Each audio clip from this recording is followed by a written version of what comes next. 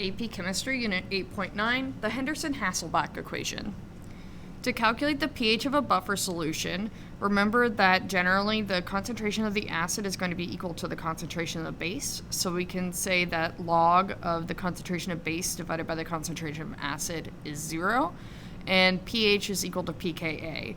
But if my concentration of my acid and base is not equal to each other, then I need the Henderson-Hasselbalch equation, which states that pH is equal to pKa plus the log of the concentration of the base divided by the concentration of the acid.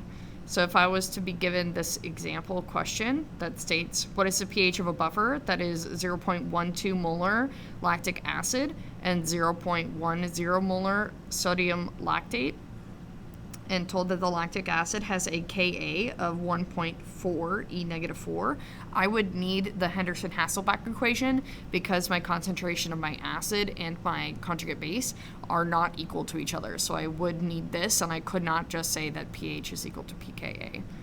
I have my Ka, so I can just go ahead and do my first step and convert my Ka to pKa.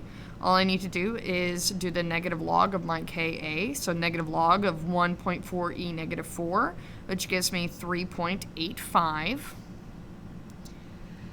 And then I can substitute my values into the Henderson-Hasselbalch equation. Again, the Henderson-Hasselbalch equation states that pH is equal to the pKa plus the log of the concentration of the base divided by the concentration of the acid. So my pKa that I just found in step 1 was 3.85, and then plus the log of my concentration of my base, which was my sodium lactate, and divided by my concentration of my acid, the lactic acid, gives me the value 3.77. So that would be my pH. And again, as a reminder, we could not say that pH was just equal to pKa for this weak acid buffer solution because my concentration of my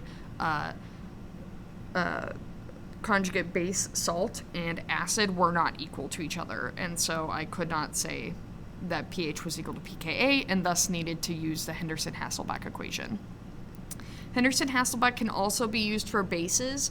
The thing to note for bases is that for bases we're utilizing POH and PKB, so the Henderson-Hasselbalch equation looks like this. POH is equal to PKB plus the log of the concentration of the base divided by the concentration of the acid. So basically the same as for the acid, except for pH is substituted for POH and pKa is substituted for PKB.